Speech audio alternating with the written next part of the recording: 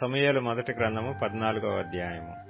ఆ దినము సౌలు కుమారుడైన యోనాతాను తన తండ్రితో ఏమీయూ చెప్పక తన ఆయుధములను మోయి పడచువానిని పిలిచి, అవతలనున్న ఫిలిష్తీయుల దండు కావలి వారిని హతము చేయ పోదము రమ్మనెను. సౌలు గిబియా అవతల మిగ్రోనులో దానిమ్మ చెట్టు క్రింద దిగియుండెను. అతని యొద్దనున్న జనులు దాదాపు 600 మంది.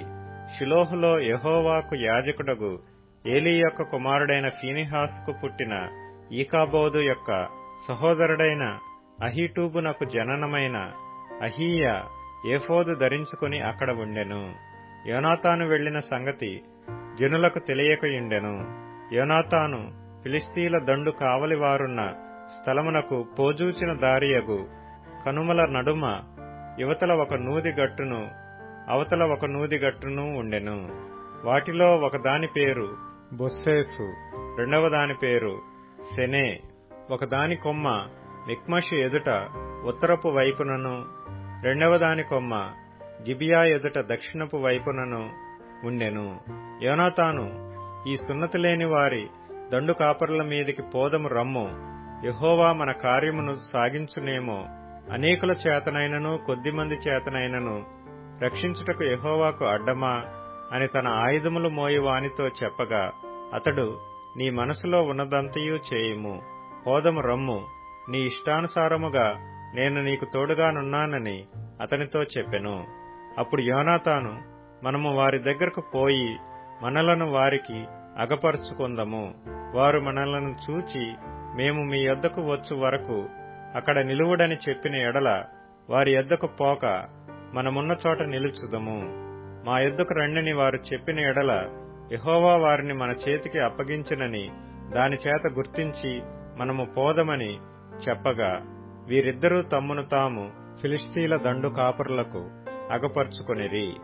అప్పుడే ఫిలిష్తీయులు, చూడుడి, తాము దాగియుండిన గుహలలో నుండి హెబ్రీయులు బయలుదేరి వచ్చుచున్నారని చెప్పుకొనుచు యోనాతానును అతని ఆయుధములను మోయువానిని పిలిచి, మేము మీకు ఒకటి చూపింతుము రండని చెప్పినప్పుడు, యోనాతాను, నా వెనుక రమ్ము, యెహోవా ఇశ్రాయేలీల చేతికి వారిని అప్పగించునని తన ఆయుధములు మోయువానితో చెప్పి, అతడును అతని వెనుక అతని ఆయుధములు మోయువాడును తమ చేతులతోనూ కాళ్లతోనూ ప్రాకి ఎక్కిరి. యోనాతాను దెబ్బకు పడగా అతని వెనుక వచ్చు అతని ఆయుధములు మోయువాడు వారిని చంపెను. యోనాతానును అతని ఆయుధములు మోయువాడును చేసిన ఆ మొదటి వధయందు దాదాపు 20 మంది పడిరి. ఒక దినమున ఒక కాడి ఎడ్లు దున్ను 1/2 ఎకరము నేల పొడుగున అది జరిగెను. దండులోనూ పొలములోనూ జనులందరిలోనూ మహాభయకంపము కలిగెను. దండు కావలి వారును దోపుడు గాండ్రును భీతి నొందిరి. నేల ఎదిరెను. వారు ఈ భయము దైవికమని భావించిరి.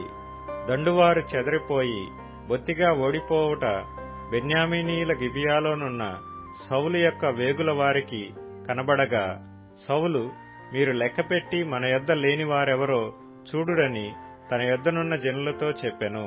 వారి లెక్క చూచి యోనాతానును అతని ఆయుధములు మోయివాడును లేరని తెలుసుకొనిరి.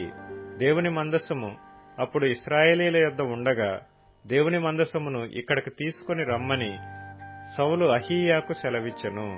సౌలు యాజకునితో మాట్లాడుచుండగా ఫిలిష్తీయుల దండులో ధ్వని మరి ఎక్కువగా వినబడెను. కాబట్టి సౌలు యాజకునితో, నీ చెయ్యి వెనుకకు తీయమని చెప్పి తానును తన యొద్దనున్న జనులందరూ కూడుకొని యుద్ధమునకు చొరబడిరి. వారు రాగా ఫిలిష్తీయులు కలవరపడి ఒకరినొకరు హతము చేసుకొనుచుండిరి. మరియు అంతకు మునుపు ఫిలిష్తీయుల వశముననున్నవారై చుట్టూనున్న ప్రాంతములలో నుండి వారితో కూడా దండునకు వచ్చిన హెబ్రీయులు సౌలునొద్దను యోనాతానునొద్దను ఉన్న ఇశ్రాయేలీలతో కలుసుకొనవలెనని ఫిలిష్తీయులను విడిచిరి. అదియుగాక ఎఫ్రాయిము మన్యములో దాగియున్న ఇశ్రాయేలీలను ఫిలిష్తీయులు పారిపోయిరని విని యుద్ధమందు వారిని తరుముటలో కూడిరి. ఆ దినమున యెహోవా ఇశ్రాయేలీలను ఈలాగున రక్షించెను. యుద్ధము బేతావేను అవతలకు సాగగా ఆ దినమున ఇశ్రాయేలీలు చాలా బడలిక నుందిరి. నేను నా శత్రువుల మీద పగ తీర్చుకొనక మునుపు, సాయంత్రము కాక మునుపు భోజనము చేయువాడు శపింపబడును అని సౌలు జనుల చేత ప్రమాణము చేయించెను. అందువలన జనులు ఏమీయూ తినకుండిరి. జనులందరూ ఒక అడవిలోనికి రాగా అక్కడ నేల మీద తేనె కనబడెను. జనులు ఆ అడవిని జొరగా తేనె కాలువ కట్టి ఉండెను. గాని జనులు తాము చేసిన ప్రమాణమునకు భయపడి ఒకడనూ చెయ్యి నోట పెట్టలేదు. అయితే యోనాతాను తన తండ్రి జనుల చేత చేయించిన ప్రమాణము వినలేదు గనుక తన చేతికర్ర చాపి దాని కొనను తేనెపట్టులో ముంచి తన చెయ్యి నోటిలో పెట్టుకొనగా అతని కన్నులు ప్రకాశించెను. జనులలో ఒకడు, నీ తండ్రి జనుల చేత ప్రమాణము చేయించి ఈ దినమున ఆహారము పుచ్చుకొనువాడు శపింపబడునని ఖండితముగా ఆజ్ఞాపించి ఉన్నాడు. అందుచేతనే జనులు బహుబడలియున్నారని చెప్పెను. అందుకు యోనాతాను, అందుచేత నా తండ్రి జనులను కష్టపెట్టినవాడాయను. నేను ఈ తేనె కొంచెము పుచ్చుకొన్న మాత్రమున నా కన్నులు ఎంత ప్రకాశించుచున్నవో చూడుడి. జనులు తాము చిక్కించుకొనిన తమ శత్రువుల దోపుళ్ల వలన బాగుగా భోజనము చేసిన ఎడల వారు ఫిలిష్తీయులను మరి అధికముగా హతము చేసియుందురనెను. ఆ దినమున జనులు ఫిలిష్తీయులను మిక్మషు నుండి అయ్యాలోను వరకు హతము చేయగా జనులు బహుబడలికనుందిరి. జనులు దోపుడు మీద ఎగబడి గొర్రెలను ఎడ్లను పెయ్యలను తీసుకొని నేల మీద వాటిని వధించి రక్తముతోనే భక్షించినందున జనులు రక్తముతోనే తిని యెహోవా దృష్టికి పాపము చేయుచున్నారని కొందరు సౌలునకు తెలియచేయగా అతడు, మీరు విశ్వాసఘాతకులైరి. పెద్ద రాయి ఒకటి నేడు నా యొద్దకు దుర్లించి తిండని చెప్పి మీరు అక్కడక్కడికి జనుల మధ్యకు పోయి అందరూ తమ ఎద్దులను తమ గొర్రెలను నా యొద్దకు తీసుకుని వచ్చి ఇక్కడ వధించి భక్షింపవలెను. రక్తముతో మాంసము తిని యెహోవా దృష్టికి పాపము చేయకుడని వారితో చెప్పుడని కొందరిని పంపెను. కాబట్టి జనులందరూ ఆ రాత్రి తమ తమ ఎద్దులను తీసుకుని వచ్చి అక్కడ వధించిరి. మరియు సౌలు యెహోవాకు ఒక బలిపీఠమును కట్టించెను. యెహోవాకు అతడు కట్టించిన మొదటి బలిపీఠము అదే.